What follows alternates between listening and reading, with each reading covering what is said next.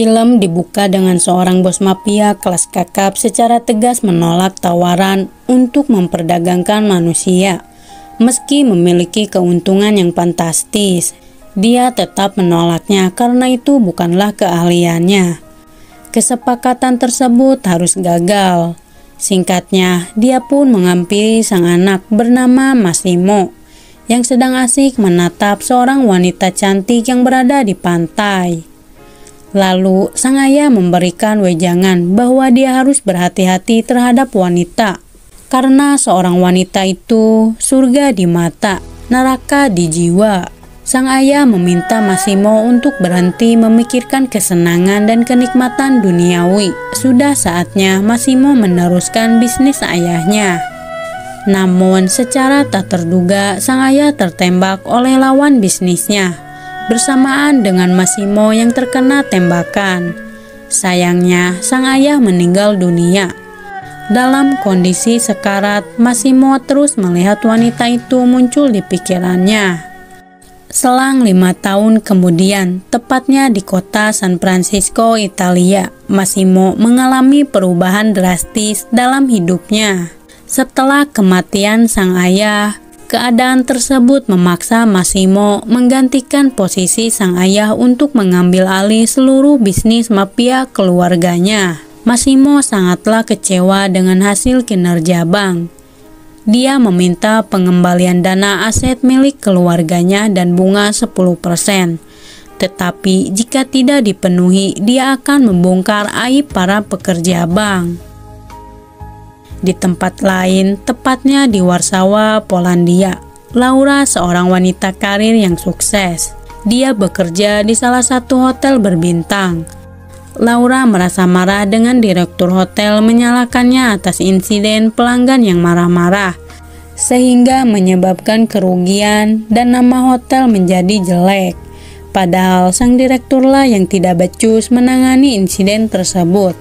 Dalam perjalanannya, Laura merasa bergairah ingin sekali berjelajah. Dia tinggal bersama sang kekasih. Laura meminta Martin untuk menjelajahinya ke hutan rimbun yang lembab dan becek. Sayangnya, upaya tersebut gagal karena Martin terlalu sibuk dengan pekerjaannya. Mau tak mau, Laura pun melakukan pusreng sendirian dengan alat terong-terongan.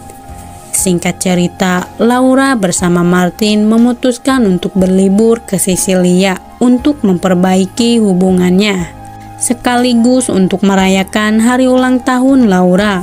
Alih-alih merasa bahagia di hari spesialnya, justru Laura harus kembali kecewa dengan Martin meninggalkannya mendaki gunung sendirian di hari istimewanya.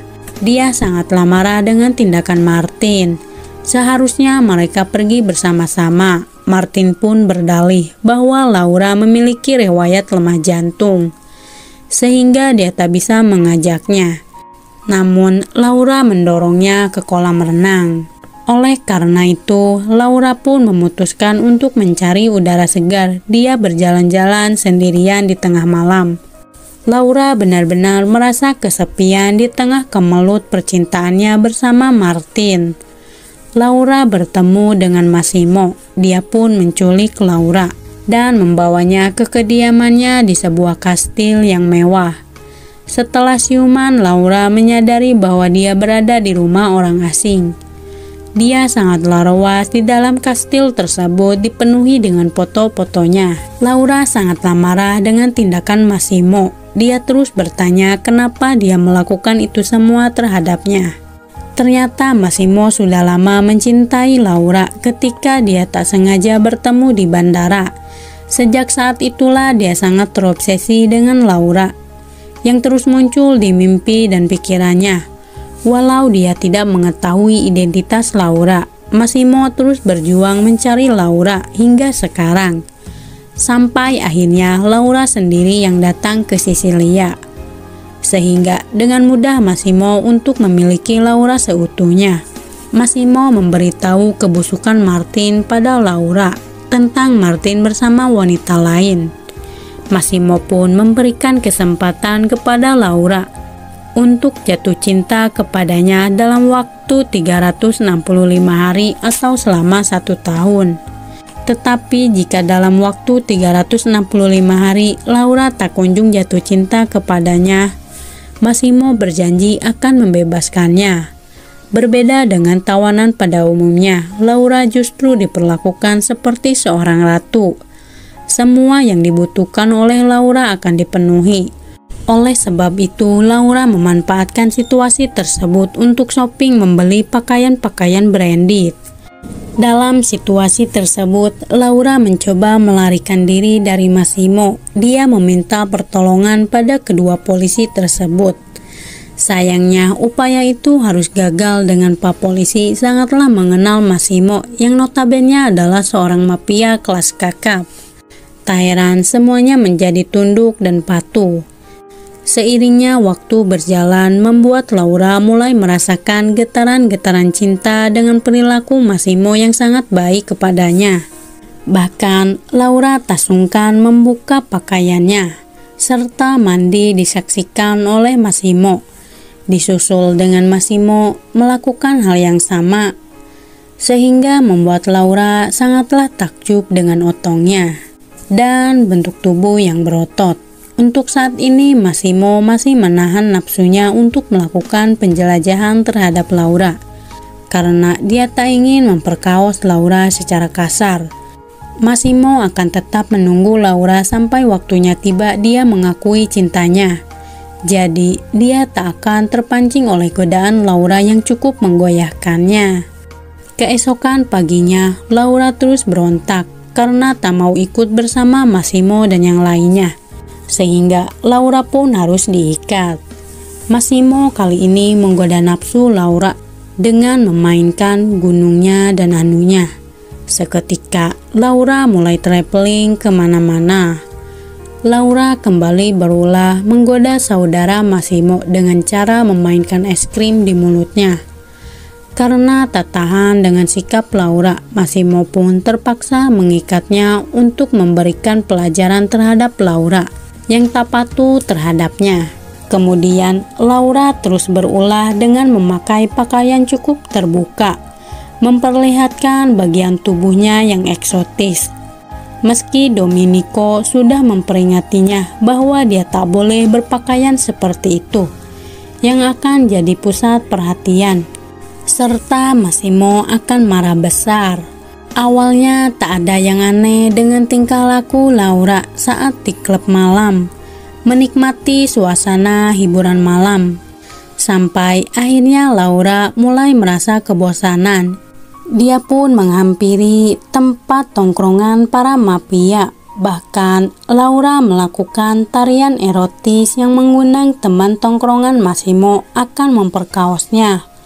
Untung saja Massimo bertindak dengan cepat menghentikan itu semua. Dia rela menembak teman mafianya yang memiliki kekuasaan yang sama dengan dirinya. Hal tersebut menjadi masalah besar bagi keluarga Massimo dengan Massimo menembak anggota mafia ternama. Mario yang merupakan penasehat keluarganya menjadi khawatir dengan tindakan Massimo yang memicu peperangan antara dua keluarga berkuasa. Kini saling berseteru karena masalah wanita. Mario pun meminta Massimo untuk memilih dua opsi antara membebaskannya atau membunuhnya. Dengan begitu masalah tidak akan terjadi pada keluarganya. Dia terus membujuk Massimo untuk meminta maaf pada anggota mafia yang ditembak. Massimo sangatlah dilema dengan kondisi sulit tersebut. Dia pun memutuskan akan mempertahankan Laura, meski Massimo juga sangatlah marah terhadap Laura. Kemudian Laura pun meminta maaf atas apa yang terjadi dengan dia mengacaukan semuanya, yang kini Massimo mempunyai konflik dengan anggota mafia. Kemudian Laura sudah tak tahan dengan semua gairahnya yang tak bisa dikontrol lagi. Dia pun meminta Massimo untuk melakukan penjelajahan. Sepanjang hari mereka terus melakukan cekicot prot tanpa jeda. Berbagai gaya apapun mereka lakukan sehingga membuat Laura sangatlah bahagia dengan perlakuan Massimo yang tanpa lelah melakukan penjelajahan hingga beberapa ronde. Kini akhirnya Laura benar-benar mencintai Massimo sepenuhnya. Dia tak perlu memerlukan waktu 365 hari untuk mencintai Massimo. Dalam kurun beberapa bulan, Massimo berhasil memiliki Laura sepenuhnya. Sayangnya, kebahagiaan itu harus terusik dengan mantan kekasih Massimo muncul. Di masa lalu, Massimo melakukan hal kotor untuk mendapatkan Anna, seperti Massimo merampas hal yang paling berharga bagi Anna. Anna mengancam akan membunuh Laura jika Massimo berani berpaling darinya. Dengan berat hati, Massimo pun melepaskan Laura untuk pulang ke Polandia. Sementara itu, Olga merasa ruas dengan kemunculan Laura di depannya. Semua orang mengira bahwa Laura telah diculik. Namun situasi berbeda. Laura muncul kembali di hadapan Olga dengan wajah bersedih setelah dipulangkan oleh Massimo. Dia pun bercerita pada Olga bahwa semua impian penjelajahannya benar-benar terkabul. Tetapi yang jadi masalah adalah Massimo merupakan seorang gangster kelas kakap. Dia menjadi dilema harus melangkah ke arah mana. Tak lama, Olga pun mengajak Laura untuk pergi ke salon melupakan kemelut permasalahan cintanya. Singkat cerita, di malam harinya Massimo kembali mendatangi Laura yang saat itu sedang bertengkar dengan Martin. Massimo tak bisa hidup tanpa Laura. Hidupnya terasa hampa tanpa kehadiran sosok Laura. Walau memiliki kekayaan dan bergelimangan harta, tak menutup mata kalau dia benar-benar tergila-gila pada Laura. Begitu juga dengan Laura, mereka pun menghabiskan waktu bersama-sama. Bahkan Laura akhirnya memperkenalkan Massimo pada keluarganya.